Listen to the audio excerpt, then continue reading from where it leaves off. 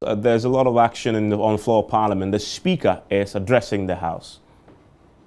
Mrs. Rebecca Akufo-Addo. We also receive with great pleasure His Excellency, the Vice President of the Republic, Dr. Mahamudu Bawumia, and his wife, Mrs. Samira Bawumia. May I also acknowledge the presence of my Lord, the Chief Justice, Ms. Sophia Akufo, and other justices of the Superior Court of Judicature of the Republic. The former President, Flight Lieutenant Jerry John Rawlings, and his wife, Mrs. Nana Konedu Ajiman Rawlings.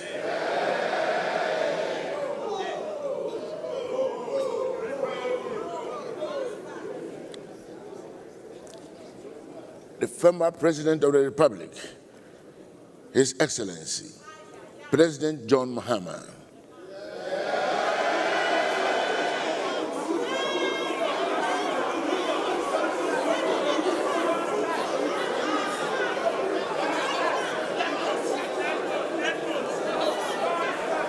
Order. Order. The Chairman and members of the Council of State, Excellencies of the Diplomatic Corps, traditional and religious leaders, eminent citizens of our country, my wife Alberta,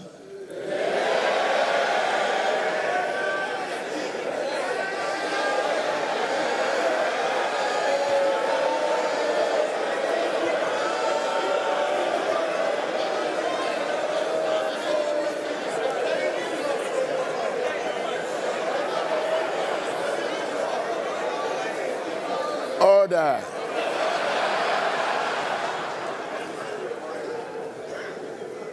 Leaders of all political parties in the Republic, distinguished ladies and gentlemen here present, honorable members, His Excellency, the President, is in the House this morning in accordance with Article 67 of the Constitution of the Republic of Ghana to deliver his message on the state of the nation. On behalf of the leadership, honorable members and officers of this House, it is my singular honor to welcome His Excellency, the President, to this House. And now, I respectfully invite His Excellency, the President of the Republic of Ghana, Nana Addo Dankwa Akufo-Addo, to deliver his message on the state of our nation. Thank you.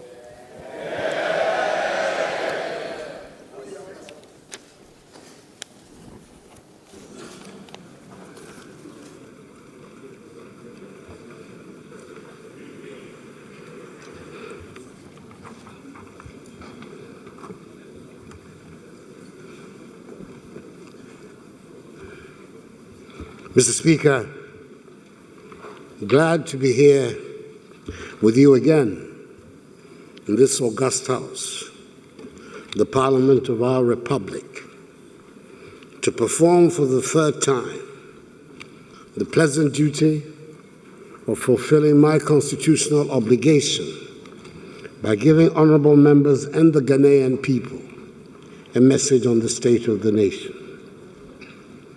In accordance with protocol and convention, it's good to see that First Lady Rebecca Akufo-Addo, Vice President Mahamudu Bawumia, Second Lady Samira Bawumia, spouse of Mr. Speaker, Mrs. Alberta Okoye, Chief Justice Sophia Akufo, and Justices of the Supreme Court, Chairperson Nana Uto Sribo II, and members of the Council of State, Chief of Defense Staff, Lieutenant General O.B. Akwa, Inspector General of Police David Asante Pietu, and service chiefs are all present.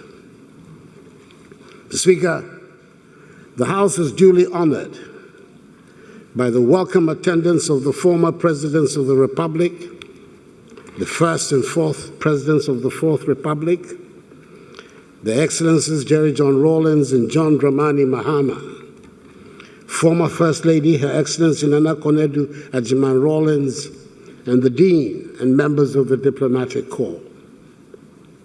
Mr. Speaker, the House will also take note of the passing last year of some distinguished citizens of our country.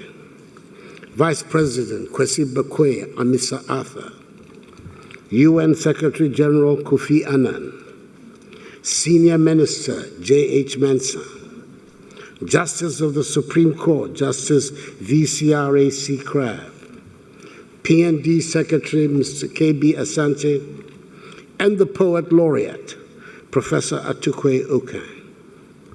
May their souls rest and abide in the bosom of the Almighty until the last day of the resurrection, when we shall all meet again. Amen.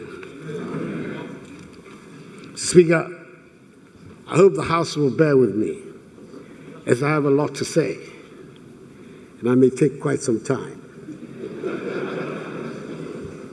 A month ago, almost to the day, I was in Yindi, fittingly attired as a self-proclaimed Prince of Dagbon, Prince Abudani, the first of that lineage, to witness the installation of Yana Muhammad Abukari II as the overlord of Dagbon. Thousands of our compatriots were there to share in the joy of the occasion. It was a ceremony that many had despaired we would ever see, but a new Yana, accepted by the two gates of Abudu and Andani, was installed on that day. It brought to an end decades of feuding that laid low the proud and ancient kingdom of Dagbon. It was a happy day, and it marked the climax of a long, tortuous journey and a hard grind on the part of many people through the years. 2 years ago, when I had the honor to become president of our country, I decided to summon all the resources of the state and my own energies and make a concerted effort through the dedicated patriotic committee of eminent chiefs that had been working on the problem for the last 17 years to find an acceptable solution. With the blessings of the Almighty, we had a breakthrough, and this led to the month-long series of events that will climax in the installation on 25th January 2019. Mr. Speaker, I was not looking to be accorded any special title or accolade, and I was certainly not looking for praise.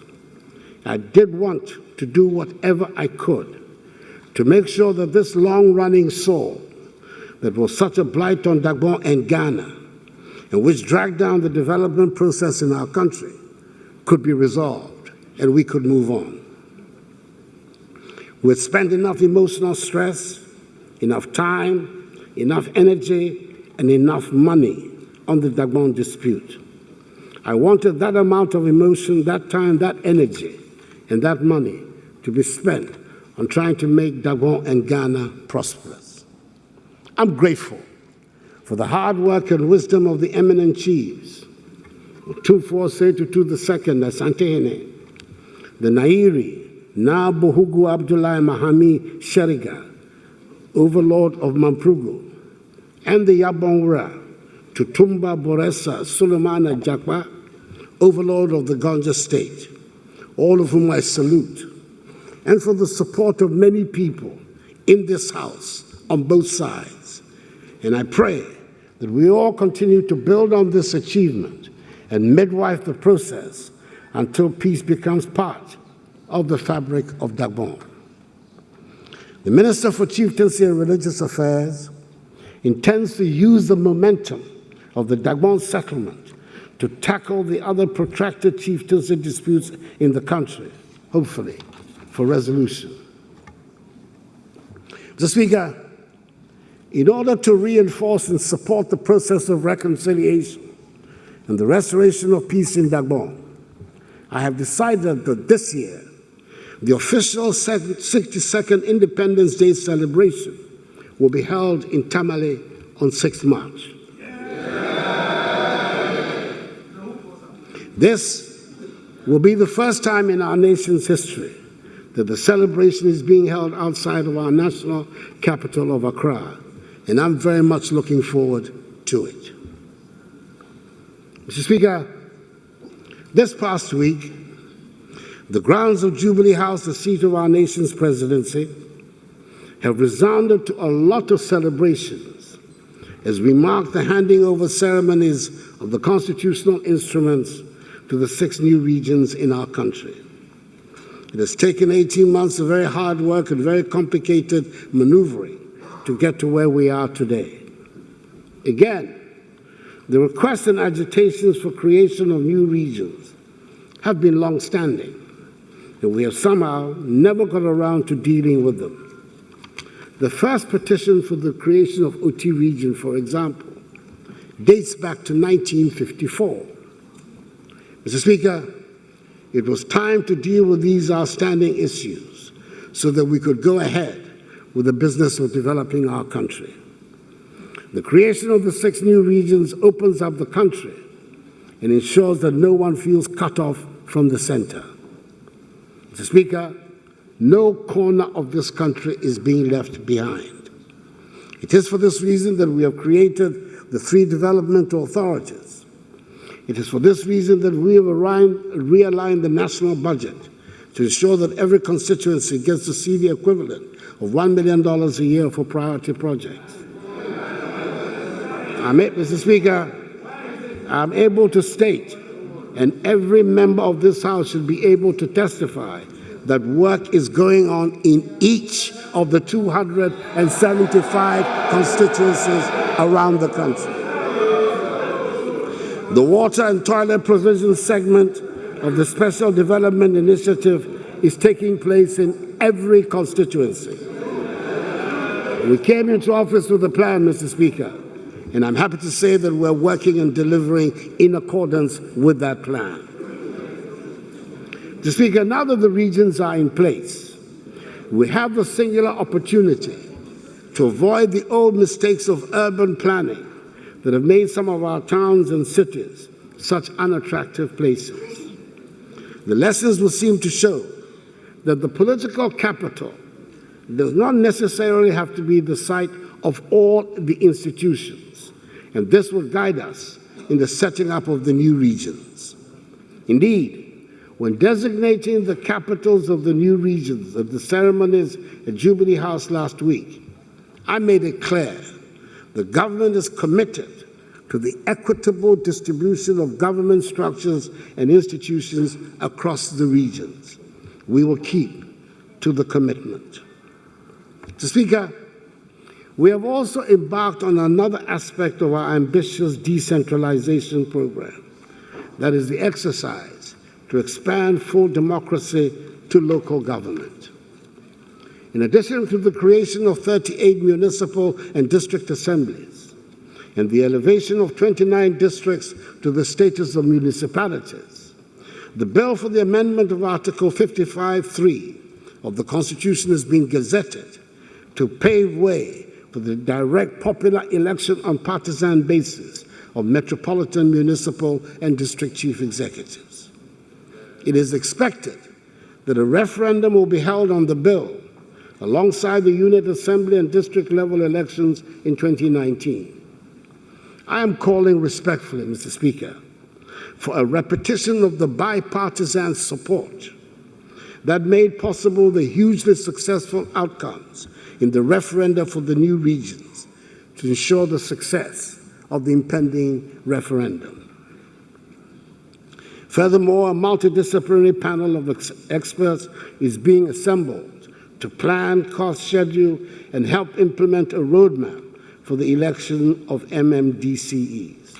We're committed to devolving more and more power to the Ghanaian people. Mr. Speaker, the economy is at the heart of all we seek to do. It is the success of the economy that will guarantee an improvement in the quality of the life of our people. I believe we are now all agreed that the fundamentals have to be sound if the economy is to flourish. We have just concluded a program with the IMF, and with continuing discipline, we shall sign off from the deal in April. This is the 16th time Ghana has had to go to the IMF in the 62 years of her independence. Mr. Speaker, we cannot make the progress we all desire unless we are consistent and disciplined in the management of our economy. The yo-yo nature of the boom and bust has not helped us achieve our goal of sustained prosperity and lift us out of poverty.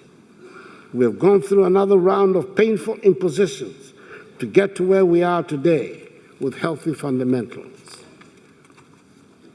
Mr. Speaker, production in the economy as measured by real GDP growth has picked up very strongly in the last 2 years. From 3.4% in 2016, real GDP growth increased to 8.1% in 2017.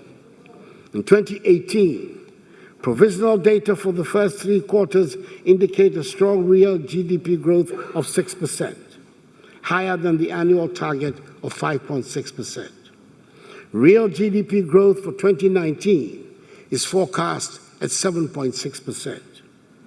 Ghana's recent GDP growth has placed it among the highest in the world.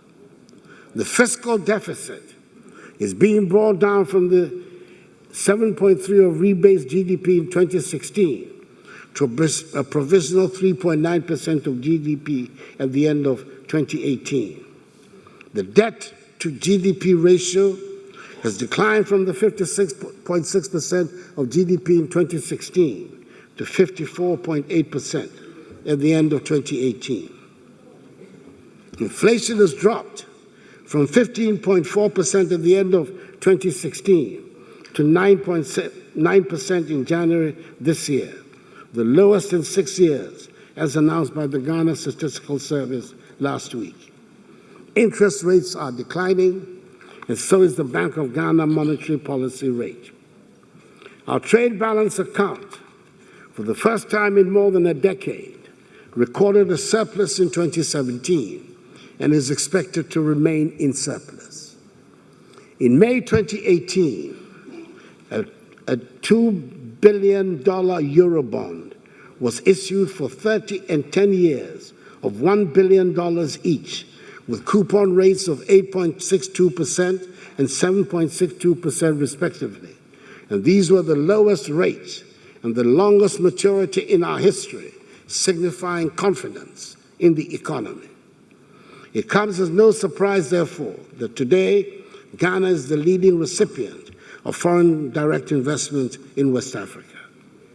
Mr. Speaker, these are good figures. And as we prepare to exit from the IMF program in April, we expect impressive figures and good performance to continue. We are very much aware that this is not the first time we have had such a good set of figures, but we're determined to do things differently this time around. We have imposed on ourselves fiscal discipline, we're paying off legacy debts, and deepening good governance practice, and business confidence is growing. We will maintain the discipline and bring progress to our country. We've decided to institute a legal framework to help with the discipline. We've passed the Fiscal Responsibility Law, Act 982, capping the deficit at 5% by law. And some 2 weeks ago, I inaugurated the Presidential Fiscal Responsibility Advisory Council, chaired by the eminent respected economist, Dr. Paul Akwa, former governor of the Bank of Ghana and former Deputy Director of the Africa Department of the IMF, with some of the finest and most reputable economists of our country as members. Its purpose is to advise the President on relevant additional measures needed to maintain fiscal discipline. We have done this because we know the temptation to go on a spending binge will always be there. We know election years will come around and there will be pressure on government to splurge, and persuasive arguments will be made that you have to stay in government to be able to implement your programs. However, I am bent on running a responsible administration, mindful of the next generation and not merely the next election. In the meantime, our efforts are bearing some fruits, and the world has taken notice of the improvement in our economic fundamentals. In September last year, after almost a decade, we received our first sovereign credit rating upgrade from Standard & Poor's, S&P. This upgrade saw us move from B- to B with a stable outlook.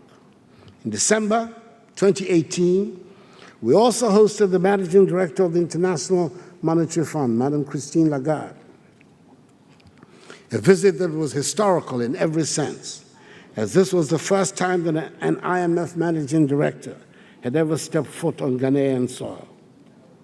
Mr. Speaker, revenue mobilization poses the biggest challenge in the management of our economy, with the tax exemption policy in particular proving to be an Achilles heel and a growing menace to fiscal stability and revenue generation. In the last 8 years, tax exemptions in respect of import duty, import VAT, import NHIL, and domestic VAT have grown from 392 million cedis, that is 0.6% of GDP in 2010, to 4.6 billion cedis, that is 1.6% of GDP in 2018. These figures do not include exemptions from the payment of corporate and individual income taxes, concessions on tax rates, petroleum tax reliefs, customs tax exemptions enjoyed by diplomatic missions, and waiver of processing charges at the ports. If we continue at this rate, in less than 16 years, half of Ghana's revenue base will be given away as tax exemptions. Mr. Speaker, this is not sustainable, and we intend to do something about it to reverse the trend by introducing suitable measures that may disrupt the easy and comfortable arrangements that many have become accustomed to, but which we have to take to ensure that we have the firmest of foundations for the economic takeoff that has escaped us for so long. Speaker, workers in the public sector began the year on a good note after receiving a 10% increase in their salaries, on top of the 11% increment of 2018. 41,000 workers in the informal sector were also enrolled onto Tier 3 pension schemes, with pensioners seeing an average increment of 11% in their monthly pension schemes, with the lowest income bracket receiving a 14.7% increment. Last year, the Youth Employment Agency, YEA, engaged some 107,000 youth in various employment modules, with an additional 125,000 set to be engaged this year. Mr. Speaker, to consolidate further the relations between the social partners in the post-IMF era, the government will shortly sign a landmark social partnership agreement with organized labor, the Trades Union Congress, the Ghana Employers Association, and government, represented by the Ministries of Finance and Employment and Labor Relations, to provide a medium for building a sense of cohesion, trust, self-management, frank and open discussions to champion the course of development. Mr. Speaker, the fight against child labor has chalked some modest success. Through the implementation of the second phase of the National Action Plan of Action 2017-2021, Ghana has been moved up from the Tier 2 watch list position of the Trafficking in Persons report to Tier 2 in 2018. Mr. Speaker, our ports remain important national assets, and we must manage them to improve trade and to the benefit of all Ghanaians. The government has introduced reforms at the port to improve efficiency. Among others, we introduced the paperless operations at the ports, and goods can be cleared within 1 to 3 days. Going forward, we have set ourselves the goal of making our ports the most competitive in West Africa. In this regard, some further reforms would soon be announced by government to enhance the competitive position of Ghana's ports and impact on the cost of living in our country. Ghana may be the toast of the world because of its economy. We've all accepted that these economic fundamentals are the foundation upon which our people will become prosperous. But if they are uneducated or poorly educated, then prosperity will continue to elude them. Mr. Speaker, a sudden injection of oil revenue or a rise or fall in the price of gold or cocoa can make a dramatic difference to your financial situation. But there are no shortcuts to having an educated and skilled workforce. We have no choice but to provide our young people with quality education and lifelong learning opportunities for every Ghanaian. It is the only way to ensure prosperity and to protect our democracy. We are not sparing any efforts to make education in Ghana of the best quality and fit for the needs of the 21st century. In September 2019, a new standard-based curriculum will be rolled out from kindergarten to class 6 in primary schools. This curriculum has drawn upon the best practices from all over the world and will focus on making Ghanaian children confident, innovative, creative thinking, digitally literate, well-rounded patriotic citizens. Mathematics, science, reading, writing, and creativity are therefore at the heart of this new curriculum. Mr. Speaker, poverty should not be an excuse for any Ghanaian child not to reach their full potential. It therefore warms my heart that we are now able to say that education in the public sector is free from kindergarten to senior high school, and that this year legislation will be passed to redefine basic education to include senior high school. Young people have to have options on which career path they choose. And I'm glad to announce that all is set for the construction of 10 state-of-the-art technical and vocational education training centers this year. For far too long, we have preached about the importance of TVET without doing very much to demonstrate this importance. We send or urge young people to go to poorly equipped TVET centers, and we're surprised that they are not keen. The new TVET centers will be world-class and attractive to assure young people that they are not being sent to second-best options. We're also bent on demystifying science, mathematics, and technology. 10 science, technology, engineering, and mathematics STEM centers are being built around the country to provide support for the introduction of STEM into basic education after the completion of a successful pilot phase.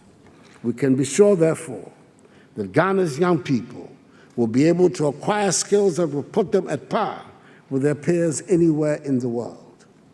The importance of science, technology, innovation has led me to appoint a Presidential Advisory Council on Science, Technology, and Innovation to advise the President on how to infuse the application of science and technology in the development of our nation, a council headed by distinguished scientist, Professor Edward Ayinso. Mr. Speaker, we shall bring before Parliament this year a tertiary education policy bill that will bring all the public universities under a common law and make the administration of the public universities less cumbersome. Mr. Speaker, a well-motivated and remunerated teacher is at the center of our quality education and comprehensive teacher policy. This has started with the upgrading of the initial teacher education certificate to degree status and the move to put the teaching profession up there with other professions in terms of respect and exclusivity. Currently, many of our teachers who complete the 3-year diploma in basic education at our colleges of education go on later to do a 2-year top-up first degree by distance learning at the University of Cape Coast. This means that in addition to the extra amount of money spent on getting a degree, it will take them not less than 5 years to get one. With the introduction of the 4-year Bachelor of Education degree, teacher trainees will now obtain their first degree at the end of their schooling. This ensures that they enter the teaching service as university graduates. Mr. Speaker, when our children master the connection between science and their everyday lives, we would reach the stage in Ghana where we would be rid of the many diseases born of filth and poor hygiene that are still part of our lives. In pursuing these goals, we need to remind ourselves repeatedly that health is wealth, and it is only a healthy population that can make Ghana prosperous. In May 2018, Ghana won accolades at the World Health Assembly for having eradicated trachoma, an eye disease that has plagued us for a long time. Today, our national health insurance scheme is buoyant. Government has paid up the 1.2 billion arrears we inherited and brought the operations of the NHIS back to life.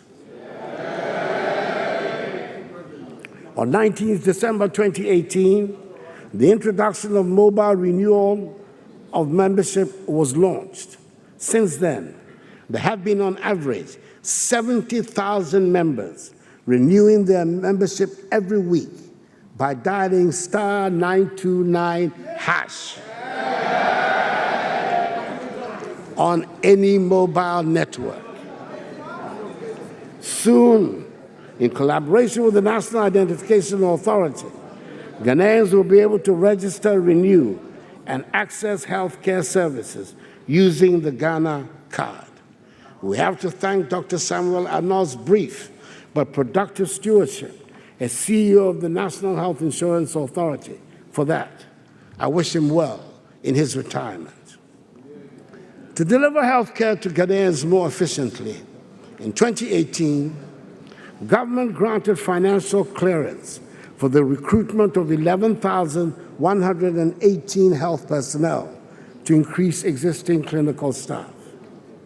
To augment the efforts of clinical staff, in September 2018, the Ministry of Health received further financial clearance to employ 14,524 nurse assistants, clinical and preventive. These nurse assistants belong to the tranche that passed their exams in 2016 from government health training institutes and have commenced work by 1st February 2019. The Ministry of Health is working to obtain financial clearance for the recruitment of the 2017 and 2018 graduates. The health delivery system will be significantly strengthened by the expected arrival in June of 275 ambulances, i.e. one per constituency, to make treatment of emergency cases more effective. Drone technology has also been introduced into that system to help deliver essential medicine, blood, and blood products to remote communities. We still face problems of inadequate infrastructure in our health establishments. We have problems of numerous structures at various stages of completion that cannot be finished and brought into use because newer structures are being started and there's no money to finish the ones started earlier. To speak again, this is a long-standing problem that is a mark of our underdevelopment. We will not ignore or sweep the problem under the carpet. We're dealing with it, and we will complete them. Ghana's hardworking nurses and doctors will do their best, as they have always done, to make sure we get the best health care. But it behoves on each one of us to look after ourselves better. Apart from exercising and taking our regular health checkups seriously, it is imperative that we eat healthy diets to prevent diseases that are caused by short choices of nutrition. Mr. Speaker, when we're dealing with matters of good health, we must necessarily move on to shelter and housing. There is an acute shortage of user-friendly, decent housing for people in middle and low-income brackets in our country. This is a long-standing problem that gets worse with each passing day. It is time to tackle the issue and find a resolution. We're starting with the completion of the many abundant projects dotted around the country.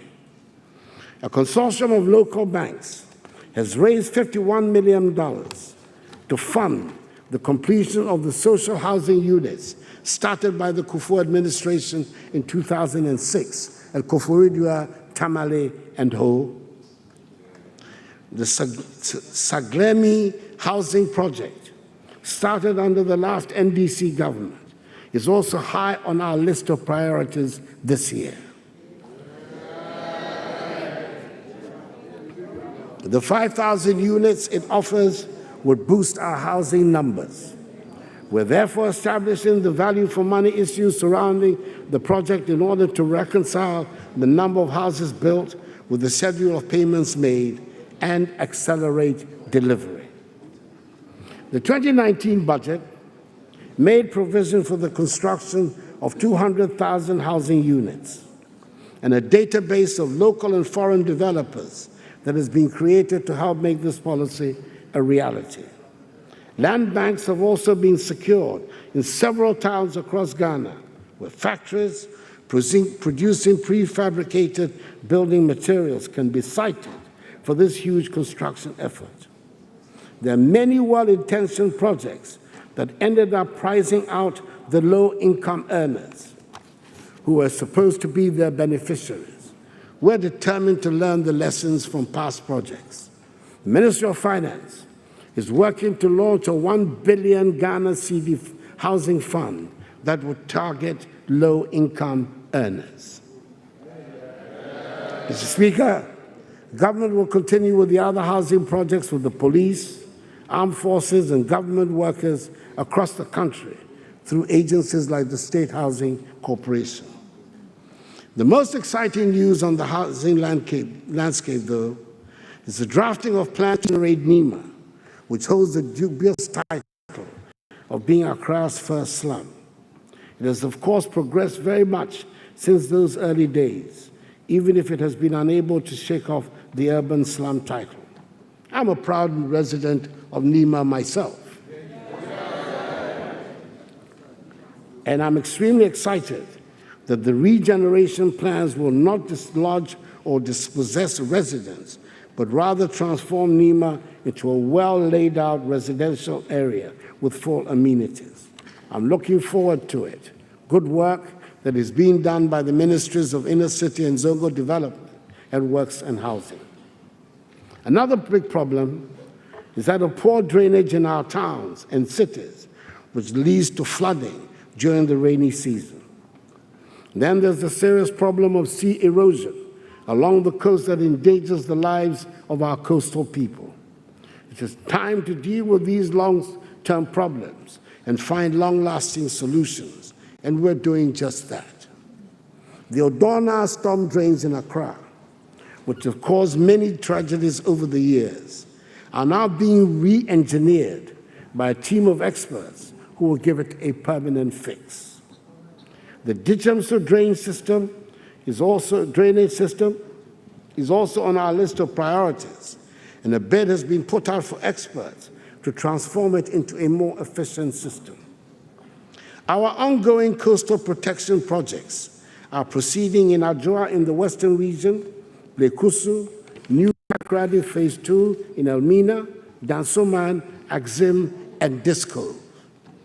This year, we'll also begin others in Amalfo Kuma, Dansoman Phase 2, Komenda, Anomabo, Cape Coast, Mensa Guinea, Ningo Pram, New Takrady Phase 3, Apam, Kokrobite, Botiano, Blekusu Phase 2, and Aboise Shama Phase 2, Maritime University, Nongwa, Takrady, Enyanui, and Isipon.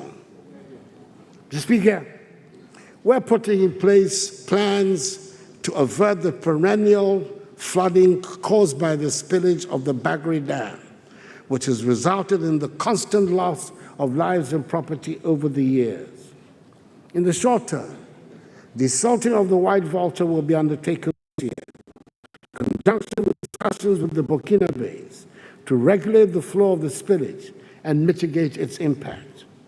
The Ministry of Works and Housing will, in the coming week, receive a report on a feasibility study conducted by the Chinese company Sinohydro for the construction of a dam at Pualugu to serve as a receptacle to hold the volume of water spilled from the Bakri Dam for irrigation purposes and also for the generation of electricity. This will be the permanent solution to the Bagri Dam problem. The requisite approvals will be sought by the Ministry from Cabinet and Parliament to permit the beginning of the construction of the Pualugu Dam. Mr. Speaker, if there's been any government that has been on the side of persons with disabilities, it is my government. We have increased the share of the District Assembly's Common Fund to persons with disabilities from 2% to 3%. And we have also ensured the implementation of our pledge of employing 50% of the persons who manage the country's toll booths from amongst persons with disabilities. That's how. Mr. Speaker, we're continuing with initiatives to improve the creative arts sector. We've also worked to finalize the Creative Arts Bill, leading to the setting up of the Creative Arts Fund. For the first time in 2018, government provided support to the Creative Arts Council and the Creative Arts Masterclass to build capacity of creative arts practitioners has also commenced. The Eastern Regional Theatre has been completed, and work is currently ongoing towards the construction of the Kumasi Theatre. Mr. Speaker, considering how often Ghana is in the news, usually for good reasons, we have not been able to attract as many visitors to our country as we should. We're making a special effort from now onwards to attract tourists into our country. Under the Sea, Eat Ghana, Wear Ghana, and Feel, the Ghana Tourism Authority recorded a 20% growth since its launch to over 600,000 visitations to various tourist sites. The World Bank has approved a $40 million grant to support the Tourism Ministry and its agencies to help upgrade tourist facilities. November 28, in Washington, D.C., in front of the Congressional Black Caucus of the United States Congress, I proclaimed 2019 as the year of return, commemorating the 400th anniversary of the arrival of the first 20 West African slaves in what was to be. We intend to use the symbol of return to bring together Africans, persons of African descent, and all well-wishers and lovers of freedom to strengthen the commitment to ensuring that the blots on our history, i.e. the transatlantic slave trade and slavery, never reoccur.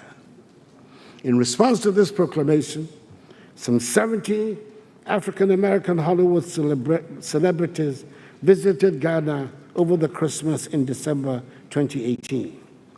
The year-long campaign, being coordinated by the Ghana Tourism Authority, is expected to increase arrivals considerably. Training across the entire tourism sector is also receiving priority. The Hospitality Training Institute has been renovated and reopened in July 2018 to provide needed training in the hospitality and tourism sectors. Under Tourism Attractions Upgrade Project, several tourist sites, including Elmina Heritage Bay, Axim Fort St. Antonio, at St. Mansour Slave River, Tetekwashi Cocoa Farm, Bonsu Abretun, Kintampo Waterfalls are undergoing upgrades. A draft legislative instrument on sites and attractions is currently undergoing final stakeholder consultations. This will ensure world-class standards are set and maintained at all tourism sites and attractions. Mr. Speaker, the greatest attraction of our country is its people. Yes, we have castles and forts, we have waterfalls and dramatic mountain ranges, we have breathtaking beaches and historical sites that reduce visitors to strong emotions. But it is the people of Ghana and our welcome attitude that are the strongest attractions to visitors. We should never forget that we all have a responsibility to make visitors to our country feel welcome. In this year of return, when we have invited the world to visit, I would urge each one of us to make a special effort to make a visit to our country a memorable one. Our music, our foods, our clothes, and the quintessential Akwaba smile will make a visitor to our country come back again and again. Mr. Speaker, but there are things that many of us do that will put off any visitor from visiting our country, no matter how attractive the geography or the history might be. I refer especially to some of our sanitation habits. Mr. Speaker, public resources must be channeled into ventures that generate wealth and not spent on avoidable expenditures.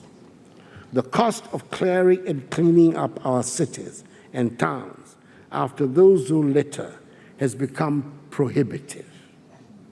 The littering habit seems to be more predominant in the cities and urban areas and mercifully largely absent in the villages. Last year, I reiterated before you my pledge of improving sanitation in the country and making Accra the cleanest city in Africa by the end of my term.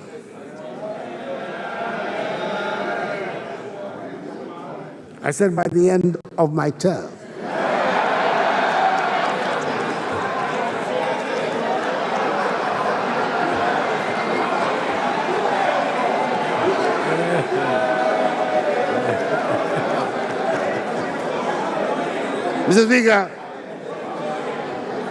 Mr. Speaker, there's been a significant improvement in sanitation, even though I acknowledge more can be done. However, this is currently the state of play. We've witnessed an increase in the coverage of solid waste management from 16% to 53%. And over the course of last year, 35,862 household toilets were built, as opposed to 1,698 in 2016. We'll intensify our efforts at making Accra a clean city. In 2019, apart from continue with educating and sensitizing people, we intend to use the bylaws to enforce cleanliness. The Ministry of Justice and the Ministry of Sanitation are working together to try sanitation offenses. People who litter would be tried and punished, and so would those who steal litter bins from our streets. We're launching a national sanitation brigade to help us carry this out. And through this vehicle, we will not only keep our towns and cities clean, but will also provide jobs for our young people. Once waste is properly and efficiently managed, we can then explore how to use the waste collected to advance the economy of our nation. A cursory look around our cities and towns will show us that plastic filth is our biggest problem. We intend to solve this problem through the internationally recognized priorities of waste: reduction first, followed by reuse, recycle, recovery, and lastly, disposal, which is to be avoided whenever possible. Government has prepared a plastics management policy with the overarching aim of meeting the challenges of comprehensive plastic management. About 82% of Ghana's plastic waste would be readily recovered and recycled with existing technologies into value addition products in high demand locally and within the West African region. A vibrant recycling industry in Ghana could recover nearly 1 million tons of waste plastics from the environment and landfills annually to be recycled into basic need products valued at 2 billion cedis per year, creating many jobs across the economy. Currently, extensive discussions are being concluded with investors on the most sustainable options available to rid Ghana of this plastic filth menace. Mr. Speaker, we're also tackling the problem of electronic waste head-on. On August 20, 2018, I launched the National E-Waste Program to mark the commencement of two key provisions of the Hazardous and Electronic Waste Control and Management Act 917. These provisions empower the external service provider, SGS, to verify, assess, and collect the advanced recycle eco fee on all electrical and electronic equipment from all exporting countries, and also to establish a state-of-the-art recycling facility at Dagbon, whose construction will begin in April. Not only would we solve the problem of waste disposal in an environmentally friendly manner, setting up the recycling facility will lead to the creation of over 20,000 direct jobs through the establishment of associated holding centers in each regional capital and collection centers in each district. Mr. Speaker, it is unfortunate that in 2019, we'll still have to revisit this topic. But open defecation cannot be a characteristic of a country that is working to be transformed economically and to be counted amongst the developed nations of the world. Emphataye. Esawo. That is why it is absolutely imperative that we make a success of one house, one toilet.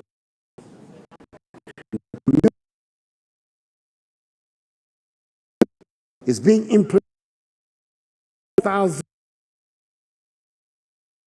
130 districts, defecation-free communities. And we must continue with that program. Mr. Speaker, affordable and reliable energy is critical to realizing our vision of economic transformation. I'm happy to announce that gas production tripled during the year from 100 to 300 million cubic feet per day. The Ministry of Energy is undertaking steps to remove the transmission bottlenecks, to ensure that Ghanaian gas can reach power plants located in the eastern part of the country. And I'm confident that by August this year, the situation would have been fully remedied to ensure Ghana uses locally produced gas for the bulk of its thermal power generation, saving substantial amounts of foreign exchange on imported fuels.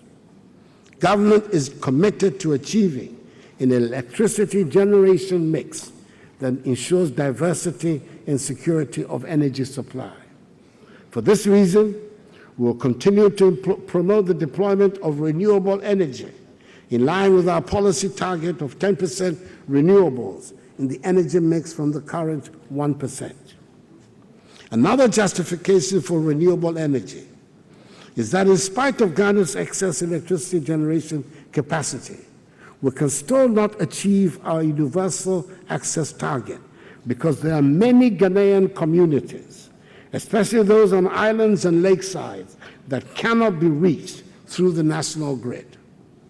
For example, there are currently 200 island and 2,000 lakeside communities that require mini-grids from renewable sources to meet their energy needs.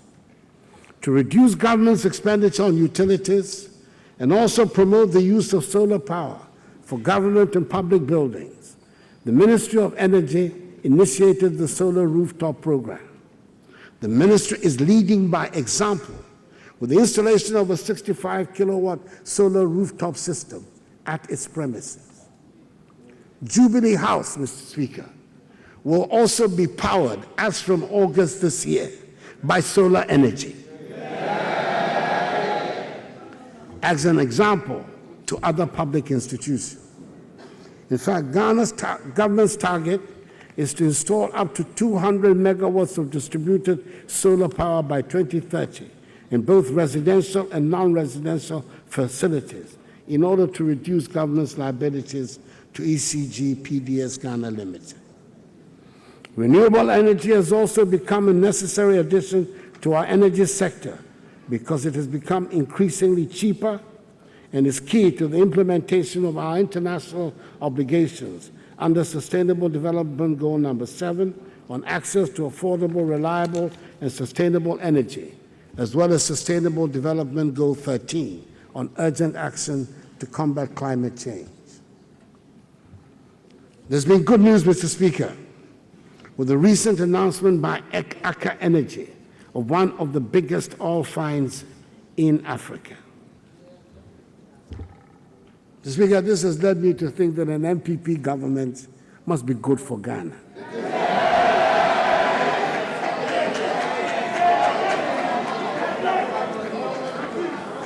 After many years of our looking and almost giving up, it took an MPP government to discover oil in 2007. In 8 years of NDC administration, 13 oil blocks were signed and not a single one was developed. The first one signed in 2017 under my government, which was with Aker, has led to the second biggest oil discovery in Africa.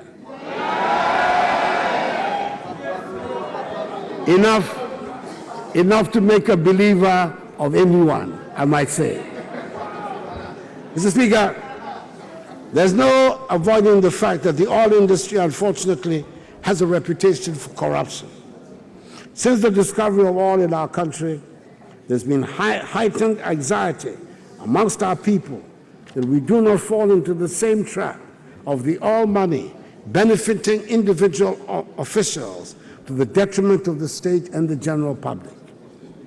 On the fight against corruption in the oil industry and to aid transparency, we've established a national register of contracts on which all the petroleum agreements signed by the government have been published. This provides a platform for citizens to scrutinize the oil contract signed by government and accords with the international call for contract transparency. We've also signed the General Petroleum Regulations, which provide for the disclosure of beneficial ownership information of companies operating in Ghana's oil and gas industry. This will ensure that people do not hide in the shadows to appropriate oil blocks to themselves at the expense of the citizens of our country. The interest of major oil companies in Ghana has become dramatic. Today, oil companies such as the American giant ExxonMobil and the Norwegian conglomerate Aker have signed petroleum exploration agreements with Ghana through the launch of the Ghana Oil and Gas licensing rounds of 2018, the bidding process for the allocation of new petroleum rights to prospective investors, the first such exercise in our history. Other global players such as BP, China National Oil, Offshore Oil Corporation, and Total have expressed interest in coming to Ghana. Mr. Speaker, be it in the oil industry or manufacturing or retail, every day demonstrates the urgent need for our own businesses to develop and flourish. We have put in place the mechanisms to train young entrepreneurs and to help establish businesses with a stimulus package to expand their companies. Under the Presidential Support Program, 1,350 startups and small businesses have benefited from a special government business support program. Beneficiaries receive between 10,000 and 100,000 cedis each at a special interest rate of 10% instead of the average prevailing market rate of 26%. This is designed to help grow and expand their businesses and will create about 30,000 direct jobs. 18,000 jobs have already been created under this program. This is the first time in Ghana's history that there's been a deliberate, systematic, and coherent national support for startups and small businesses. Businesses which benefited included agro-business and agro-processing, information communication and technology, tourism and recreation, sanitation and waste management, health, food and beverages, green and ecological businesses, sports and real estate. Already established businesses are also receiving help with an amount of 230 million Ghana cedis being disbursed among 16 companies under the stimulus package. This has led to the creation of 8,500 to 10,000 direct and indirect jobs. Proof, if some were needed, that we're getting something right and generating the right atmosphere to attract foreign business has come with the announcement that 3 major international automobile manufacturers, Volkswagen, Nissan, and Sinotrack, have signed MOUs to establish assembling plants in our country. Renault is also conducting feasibility studies on establishing an assembly plant in Ghana, as is Toyota. We will outdoor in March the National Automotive Policy, spelling out the terms, conditions, and incentive package for participating in Ghana's new automobile industry, which will also apply to indigenous car assembly companies. Mr. Speaker, our local textile industry has been struggling for years, and many textile companies have indeed gone under. We have decided to give it a major stimulus to help put it on a strong footing. The local textile industry has therefore been granted a zero-rated VAT on the supply of locally made textiles for a period of 3 years. We have put in place a tax stamp regime for both locally manufactured and imported textiles to address the challenge of pirated designs and logos in the textiles trade. The Tema Port has been designated as a single entry corridor for the importation of textile prints, with a textile task force in place to ensure effective compliance and reduce, if not wholly eliminate, smuggling of imported textiles. A new textile import management system has been instituted, also to control importations of textiles. Mr. Speaker, the one district, one factory policy has taken off.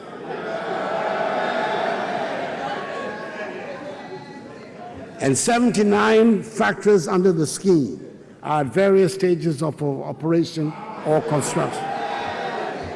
Another 35 are going through credit appraisal.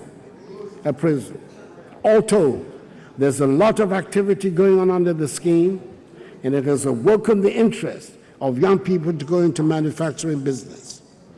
Under the Rural Enterprises Program, funded by the African Development Bank and the International Fund for Agricultural Development, IFAD, 50 small-scale processing factories will be established by the end of the year in 50 districts across the country, particularly in areas where there's evidence of significant post-harvest losses.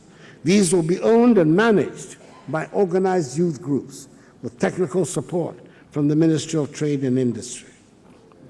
Mr. Speaker, small and medium-scale enterprises form the base of businesses in our country, and financing has been the bane of their operations.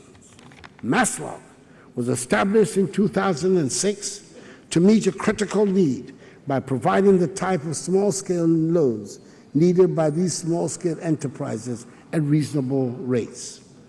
Sadly, MASLOC was undermined by base political considerations and endemic corruption, and the center was almost run down completely.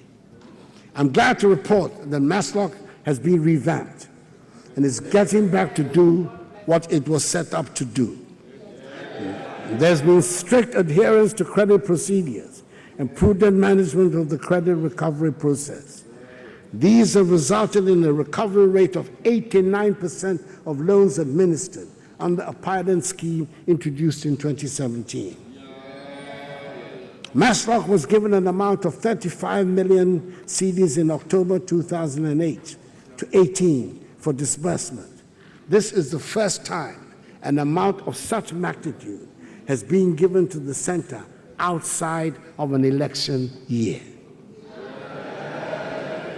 Of the 35 million Ghana cedis that were received, the center has disbursed 20,563,100 Ghana cedis, with 14,317,200 cedis to be disbursed for pending applications which have been approved. So far, 87% of the monies disbursed have gone to women, to 24,582 women. The 2016 MPP manifesto promised to allocate 50% of MASLOC funds to women, and we have surpassed this by a long margin. It has obviously been noticed that interesting things are happening at the successfully restructured MASLOC, and that is why the center was allocated an amount of 200 million cedis in the 2019 budget. Such an amount is unprecedented in the history of MASLOC. In 2019, MASLOC will give increased attention to youth startup businesses in vegetable farming, poultry, piggery, and fish farming. Mr. Speaker, the incidence of bad government methods that almost collapsed MASLOC has unfortunately affected the running of many businesses generally, and the financial sector in particular. The banking sector has gone through what can only be described as a traumatic upheaval. Again, Mr. Speaker, the woes of the banking sector have also been a case of long-standing bad practices that was previously had been able to deal with, which we're now having to deal with in the most painful manner. The cleanup has cost the National Treasury 12.7 billion cedis, money we can ill afford, but which was necessary to sanitize the sector, minimize job losses, and protect deposits of 1,147,336 Ghanaians and their businesses and the people they employed. The banking sector has emerged stronger from these developments, has begun to re-inspire confidence in this. In all this, I've been anxious that our local banks are helped and given as much support as possible, which has been done. But I will not be on the side of criminal behavior if that is discovered. I would urge that we are all patient for the investigations to be made in a calm manner. Again, while I'm on the subject of rogue activities in the banking sector, this is probably the time to mention the men's gold debacle. This is a tragic phenomenon that appears to have occurred in plain sight and affected a lot of people in spite of warnings from official institutions. As the authorities try to unravel the intricacies of what happened, I admonish all Ghanaians to learn the necessary lessons for the future, even as state institutions work to bring a resolution to the matter, and those who are seen to indulge in criminal activities are brought to justice. Last week, I inaugurated the Presidential Financial Stability Advisory Council, an interinstitutional consultative coordination body which groups together all the regulators of our financial system and whose purpose is to advise the President on the measures to be taken to preserve the stability of the financial system. The existence of such a body would have forestalled the emergence of the men's gold saga and will make it difficult in future for any such scheme to get off the ground. Mr. Speaker, during times like these of banking and business upheavals, agriculture appears even more attractive. It is more predictable, and the soil and plants and animals far more reliable than sharp figures. The past 2 years have shown that when a government takes deliberate measures to support agriculture, it pays healthy dividends. There has been food, and for the first time in a long while, we had more than we needed. It was not that long ago that Ghana was in the humiliating position of having to import maize from her landlocked Sahelian neighbors and plantain from Côte d'Ivoire. Thanks to the program for planting for food and jobs, admirably organized by that outstanding Minister for Agriculture, Dr. Owusu Efriye Akoto, this House stands informed that in 2018, exports of food crops such as cassava, rice, yellow and white maize, soya, plantain, cowpea, and yam were made from Ghana to Burkina Faso, Togo, and Côte d'Ivoire in considerable quantities. We had a bumper harvest of produce, and last year we did not import a single grain of maize. Based on the successes chalked in 2017 and then in 2018, the ministry took giant strides to scale up the Planting for Food and Jobs campaign in 2019 and to introduce new models of the program. 4 of such new models are the Greenhouse Villages program, the Planting for Export and Rural Development PERD program, the Rearing for Food and Jobs RFJ campaign, and Mechanization Centers program. We are hoping that the success will lead to a fundamental change in attitudes towards farming practices, and the sector will be truly transformed. Bumper harvests and increased food production in general will be the norm and not a surprise once in a while. Extension services will be extended, and our farmers will have the confidence to know that theirs is a worthwhile business from which they can and will get healthy remuneration and respect. This year, Mr. Speaker, the Ministry of Fisheries and Aquaculture Development plans to implement a flagship program, Aquaculture for Food and Jobs, AFP, complementary to the Planting for Food and Jobs initiative, to reinvigorate and boost the aquaculture industry. Priority will be given to youth entrepreneurs, distressed farmers, second cycle and public institutions to set up and operate fish farms across the country. This program will offer participating individuals and groups the requisite inputs such as cages, fingerlings, fish feed and training to be able to establish their own farms. The AFJ will be implemented for 3 years from 2019 to 2021 in collaboration with the Nation Builders Corps and the School Feeding Program. It is expected to create some 7,000 jobs and act an extra 33,628 metric tons of fish to our domestic fish production. Piloting of the AFG has already started at the James Camp Prison. For traditional fishing, government will collaborate with the private sector to facilitate the provision of 5,000 outward motors and 55,250 bales of prescribed fishing gears through the fisheries associations. To promote the effective and efficient distribution of premixed fuel, we will continue to use the premixed fuel tracking system and audit landing beaches measures, which have ensured that since November, there's been no report of premixed diversion, a marked improvement from the past. To modernize the fisheries sector, $185 million of loan money has been earmarked for the construction of 12 landing sites and 2 fishing harbors in selected fishing communities in the country. Phase 1 will kick off in March at Axim, Mumford, Winneba, and Teshi. Recently, I cut the soil to commence work at the Jamestown Harbor Complex, which, like the development of Almina Fishing Harbor, is part of our plans for the fishing sector in 2019.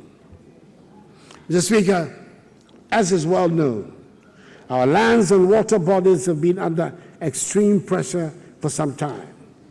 Farming lands have been destroyed, and rivers that used to provide safe drinking water and fish turned into toxic water bodies. This is why we placed the ban on all small-scale farming, so we could find ways to deal with the illegal mining, or galamsey, as it is popularly called. The ban on small-scale mining has now been lifted, but not on galamsey. Some of our water bodies have shown remarkable signs of rejuvenation. River Ancobra, for example, looks restored to life. Indeed, some fish have even been seen in the Ancobra for the first time in a long while. But the battle against galamsey is nowhere near being won yet, and I appeal to all citizens to be part of the battle to keep our lands and water bodies safe. As I have said on several occasions, this government cannot be against mining. It bears repeating that with the Almighty having blessed our land with so many precious minerals, mining inevitably will be part of our lives. That is why I had the pleasure of reopening the Anglo Gold Obuasi mine on 22nd January 2019, which had remained effectively closed since 2014, in fulfillment of a campaign pledge I made to the people of Obuasi on 15th July 2016. Speaker, I'll continue to keep my promises to the Ghanaian people.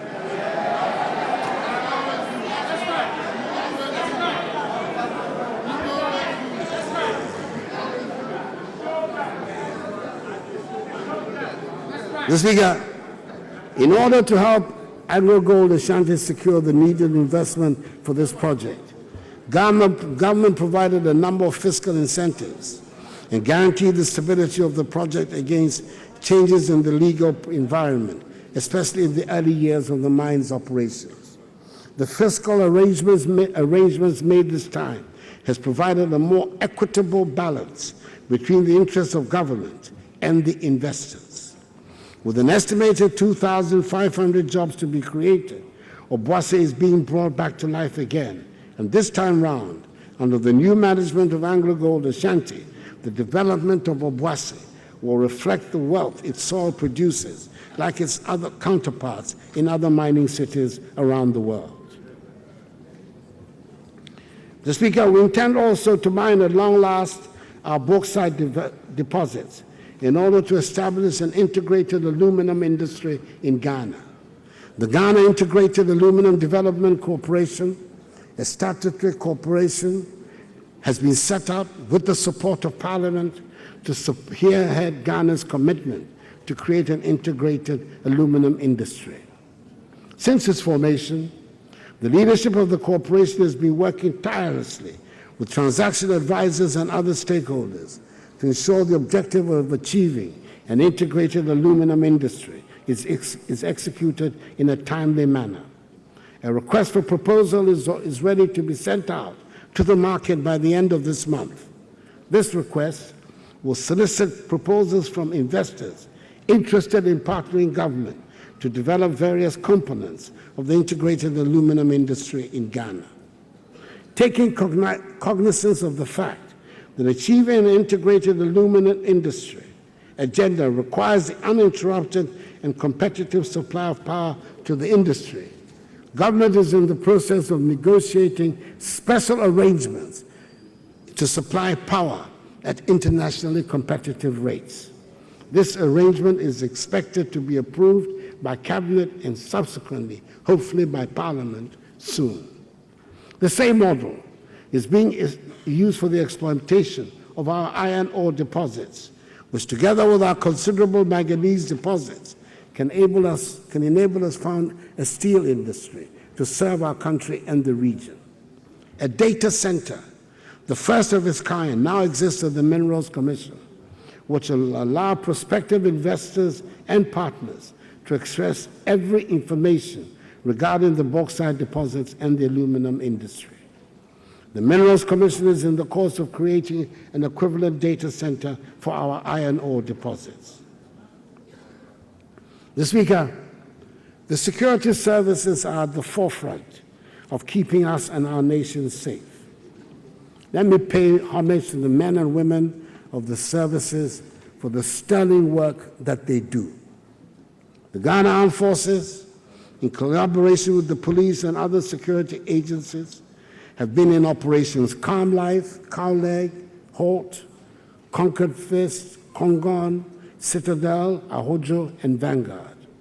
I echo to you, men and women of the armed forces. Ghana is proud of you. Your hard work is contributing to making our nation a safe place. I would like to mention the improvements that have been registered in dealing with nomadic herdsmen.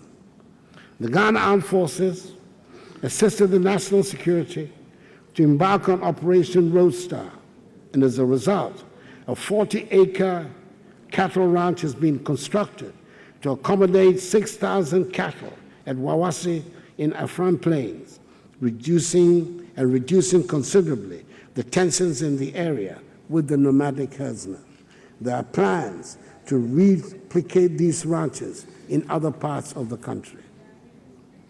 Government is pleased to fulfill this promise to the military personnel by increasing the United Nations peacekeeping troops contribution allowances from 35 United States dollars to 35 United States dollars, from 30 to 35 United States dollars per soldier per day. And as promised,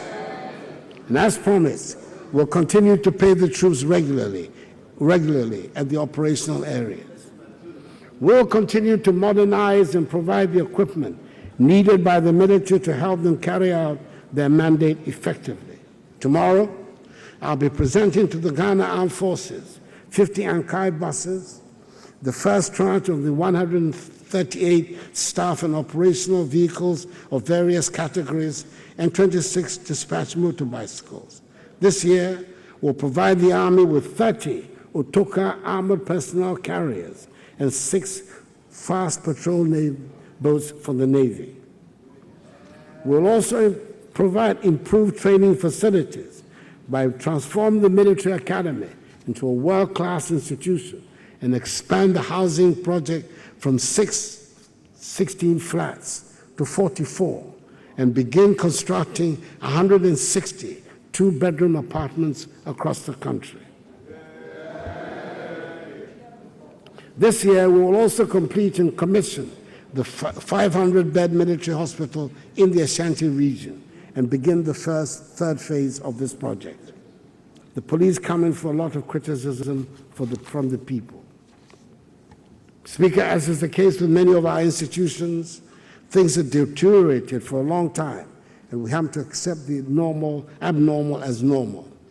We've been busy this past year supplying the police with equipment, cars, motorbikes, drones, and other vital policing equipment. Financial clearance has been given, and they are in the process of recruiting up to 4,000 men and women into the service. And the service, too, is waking up to its responsibilities and offering more training to their officers. I look forward to a better trained, better equipped, and happier police service that has the respect and cooperation of the people. Mr. Speaker, we need this well-trained police service if we're to abide by the rule of law. I'm aware of the frustration of many and the delays in the justice delivery system, which are the result of a multiplicity of factors which we're trying to address. And this must be the appropriate time and place to mention the abysmal state of the lower courts around our country. Many people must have seen on television the barely concealed outrage of the Chief Justice as she's been going around examining the courts. It is obvious that most of the lower courts are not fit for purpose, and we must provide suitable structures for our law courts. Discussions on how to raise the money are currently ongoing, and I'm optimistic that a solution will be found. Mr. Speaker, I'm pleased to note that there appears to have been a marked change in the Ministry of Justice. No longer do we have people bringing frivolous claims against the state because they know the case will not be defended and they will get judgment debts. I believe the word is now out that every claim against the government will be vigorously defended, and the state will no longer be the soft touch it used to be for people to get suspiciously large judgment debts awarded to them. Mr. Speaker, I'm happy to state that, as you know, Parliament has virtually completed its deliberations on the Right to Information Bill, and that any moment from now, the nation will hear the news of its long-anticipated passage. I will happily assent to it as soon as it is brought to my table. Mr. Speaker, we all await the special prosecutor to start his work. It is in everybody's interest that we know that any accusations of corruption in public office will be vigorously investigated and prosecuted if the prima facie evidence is there. This should be an essential feature of the governance culture of our country. For myself, I know the special prosecutor to be a responsible public official who will act when he is ready. Mr. Speaker, Ghana remains an active player in international affairs, especially in the region of West Africa and on the continent of Africa. Ghana's voice is loud and clear on issues at international fora. Good neighborliness underpins our foreign policy, and we try to be at peace with all. I've been intimately involved in trying to find a resolution to the difficulties in our eastern neighbor country of Togo, and we hope that they are coming to an end. Mr. Speaker, communications inside and with the outside are critical for the modern existence of any nation. Our roads inside the country and those leading out to our neighboring countries have been in a dreadful state for a long time. Everybody has by now heard about the arrangements we have made with the Chinese company Sino-Hadro, and it is a matter of great relief to me that I'm able to say that work will now be starting on the roads that have been designated to be part of that project. It is worth stating that we are very much aware that there are many more roads that do not come under the Sino-Hadro deal, which are also in a bad way, and we continue to seek ways to build a road network worthy of our nation. I'm glad, Mr. Speaker, to be able to report that the Accra to Tema railway service has started running on the refurbished line. The opening of the Accra and Swam line has been postponed because sand winners have undermined the ground underneath the track near Pokwasi. It is now being repaired, and the service will start, hopefully by the end of February.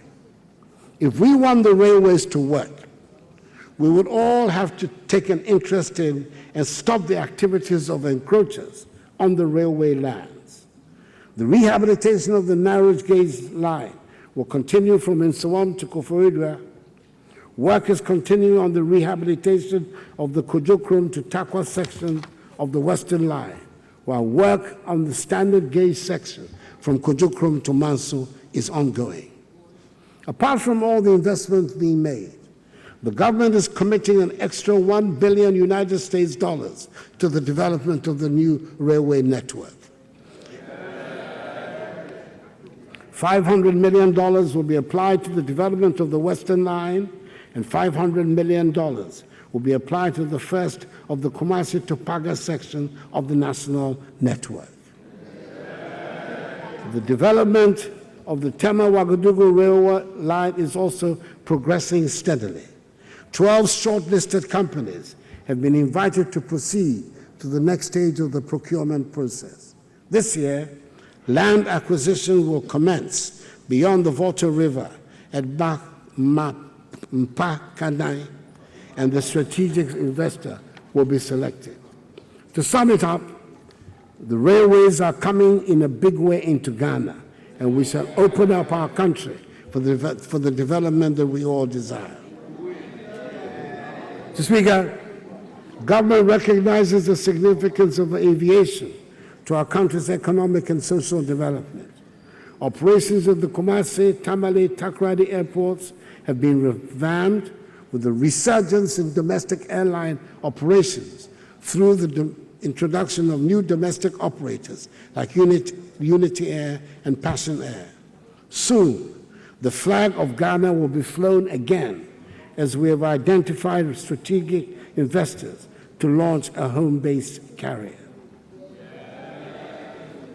Whilst we embark on the protracted process of building roads and railways to open up our country, we're doing so with modern technology. Mobile technology has almost covered the entire country, and broadband internet connectivity is available in many places. There are 1,200,000 registered and verified addresses through the National Digital Property Addressing System.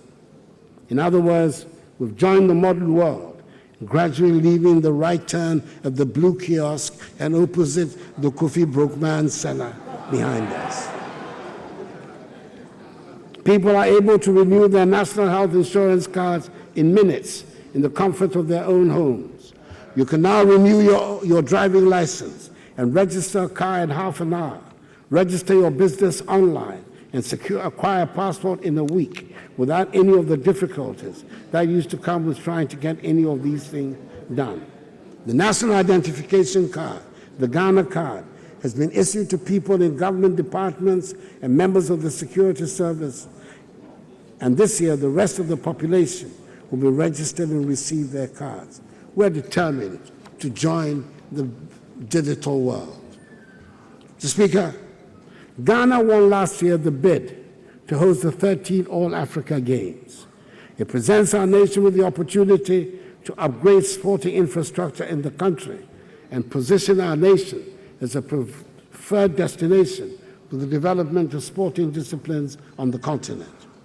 We began renovating and upgrading our sporting infrastructure, such as the Accra and Cape Coast Sports Stadia and the Azuma Nelson Sports Complex in Kaneshie, and a complete refurbishment of sports facilities across the country. Funds have also been released for the completion of the University of Ghana Sports Stadium, started by the Kufuor-led MPP government, but abandoned soon after 2009. The Ghanaian people are also expectant of a return to normalcy of all football-related activities as soon as possible, and the Normalization Committee is working to ensure that they meet the March deadline.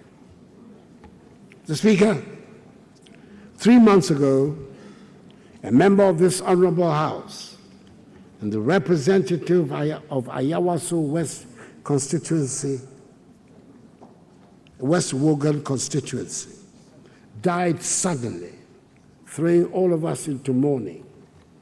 On 31st January, 3 weeks ago exactly, a by-election was called to elect a replacement for the late Emmanuel Chiramatin Ejako. May his soul rest in perfect peace.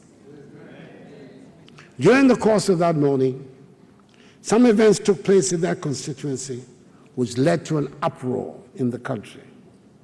My first instinct was to let the police do their investigations and then prosecute if they found evidence of criminality. The narration that this was another incident of, quote, normal by-election violence, unquote, caused me to expand my response. Indeed, Mr. Speaker, recent by-elections in Akwatia, Etiwa, Chereponi, Talensi, and Amenfi West have been marked with violence, and some people still have their physical and emotional scars to show for it. I could have sat it out, as some did for Akwatia, Etiwa, Chereponi, Talensi, and Amenfi West, but I decided that that would not be in the interest of Ghanaian democracy. The time has come to put an end to the phenomenon of politically related violence. The only way in our system to begin to deal with such a situation is through the work of a commission of inquiry. Thankfully, I got 4 responsible Ghanaians of independent spirit who agreed to serve on the commission. I hope the findings and recommendations of the Emile Short Commission will enable us chart a path to ending politically related violence in our country. The events of last Monday in Kumasi, where a meeting of the national and regional executives of the opposition National Democratic Congress was broken up by acts of violence, leading to the tragic death of a citizen, have reinforced the urgent need for us to find that path. I want to use the platform of this message to make a sincere, passionate appeal to the leaders of the 2 main political parties in our country, MPP and NDC, to come together as soon as possible, preferably next week, to agree on appropriate measures to bring an end to this worrying and unacceptable phenomenon of vigilantism in our body politic.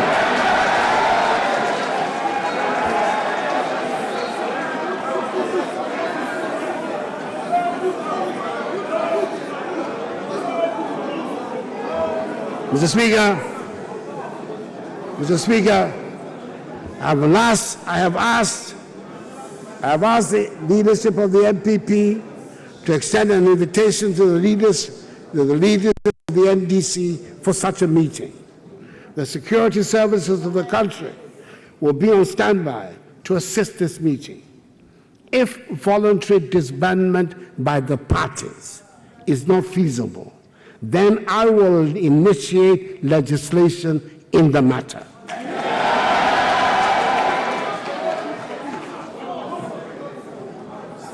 Vigorous debate, and the exchange of ideas should be the true basis of political dialogue and competition in our country, not the activities of party vigilante groups.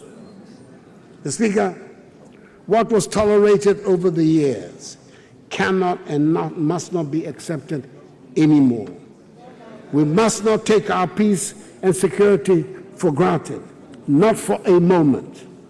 Our children and grandchildren will not forgive us if we were to compromise our peace and stability. I will not permit that to happen under my watch. Our forebears paid too high a price with their blood and toil to bequeath to us this beautiful nation, and the lives of our citizens are too precious to waste. So, Mr. Speaker, let us come together, shoulder to shoulder, hand in hand, and let us all be guided by the inspirational words of the second stanza of our national anthem. Hail to thy name, O Ghana. To thee we make our solemn vow. Stand fast, steadfast to build together a nation strong in unity. With our gifts of mind and strength of arm, whether night or day, in the midst of storm, in every need, whatever the call may be, to serve thee, Ghana, now and forevermore. Mr. Speaker, we have our challenges, but our nation is in good health. I thank you for your attention. May God bless our nation. it to the Speaker.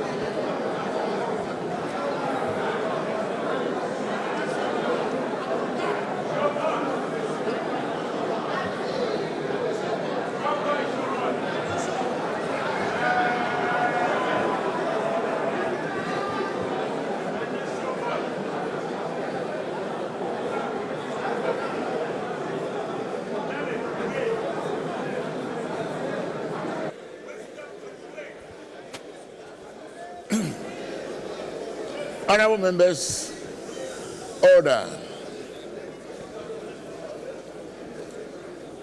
Honorable members, in accordance with our standing order 58, I wish to convey to His Excellency, the President of the Republic, the gratitude of this honorable House.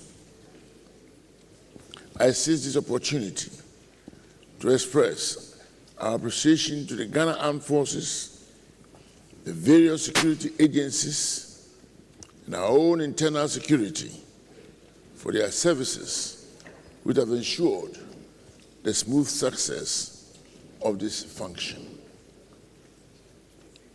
Honorable members, again, and in accordance with our practice, a formal communication will be extended to His Excellency the President after this House has dutifully debated the address duly presented. I thank you very much for your cooperation and the extraordinary cool and collection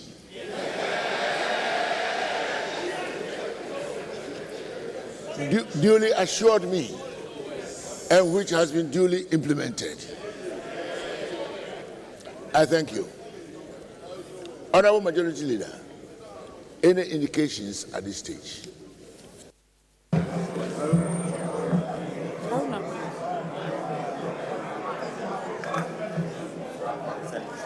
Mr. Speaker,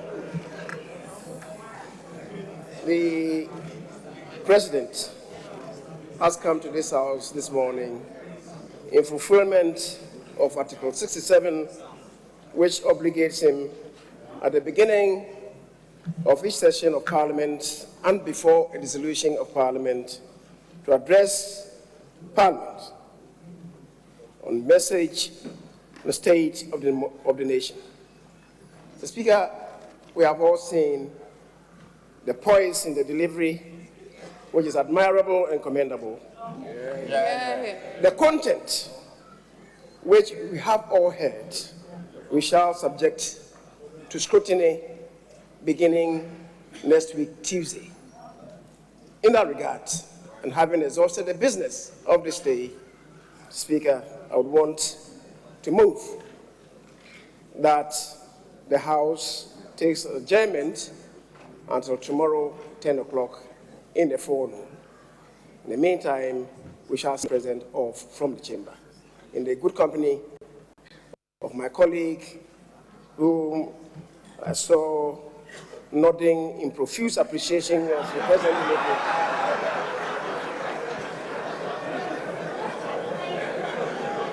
Speaker, I thank you, and I so move. Honorable Minority Leader.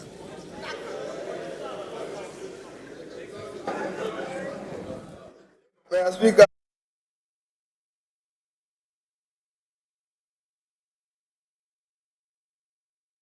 and Commander-in-Chief have dutifully performed his duties as required of him in the Constitution.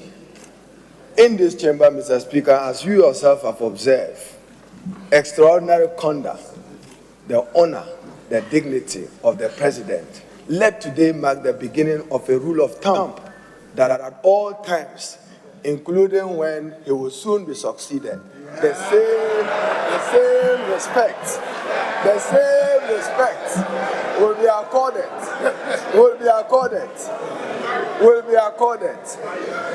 Mr. Speaker, with those affordable houses uncompleted in whole, and with the elevation,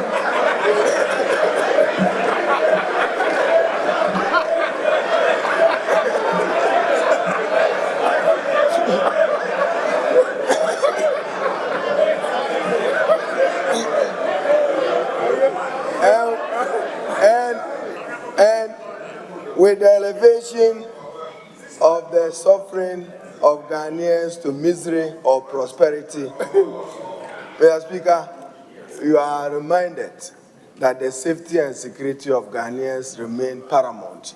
With that assurance,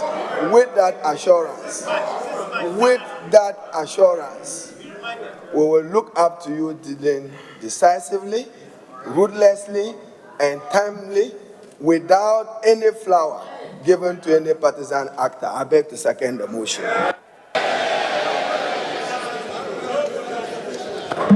Honorable members, the motion for adjournment has been moved and seconded. All those in favor say aye. Aye. Those against say no.